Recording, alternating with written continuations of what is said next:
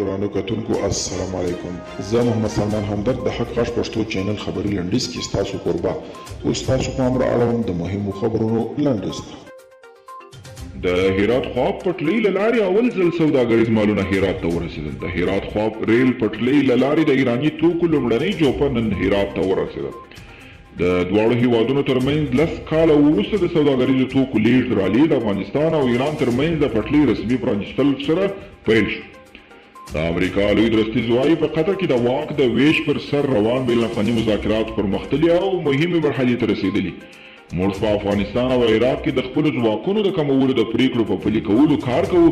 دا چې وروسته به څه پیښیږي د راتلونکي ادارې پورې اړه لري.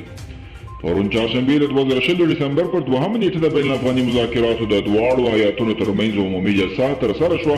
په دغه جلسه کې د ګډې کاري کمیټې د دنده وسپارل شوه تر څو د اجنډا موضوعات ترتیب کړي.